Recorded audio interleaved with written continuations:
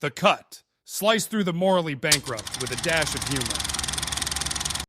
Genetic composition of a transgender versus a woman the same? No. No fluff, just facts.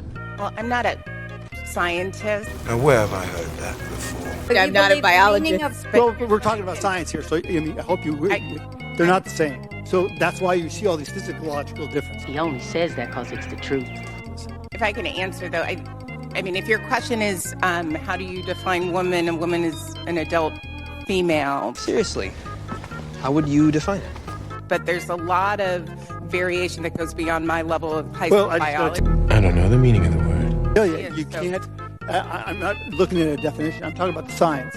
The science genetically is a man is different genetics than women. Plain and simple. That's just what it is. You should acknowledge the facts. And what is a woman?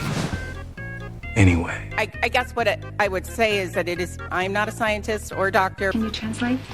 My idiocracy knows no bounds. But it's my understanding that it is more complex than what you are saying. It's so simple. Maybe you need a refresher course. In that there is variation among men and among women, and sometimes more variation among than there is between. I see a bunch of words. Oh, the fuck you talking about? You know what you're talking about, bitty boot.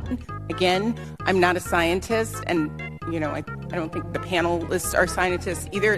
What every kid knows and what every adult has forgotten. Because now boys and girls are different.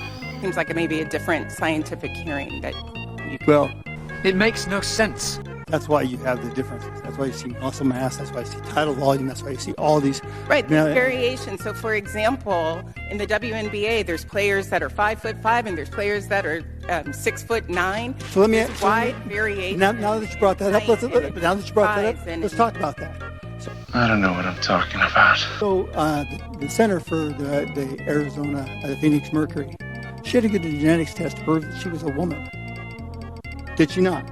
You know what? She did. And it's actually going to the problem with these sorts of sex verification and sex texting. You are the problem! Well, that when I think about what all women, but especially black... I've had enough of this. Thanks for watching The Cut. Help us grow. Subscribe, like, and share. See you in the next cut.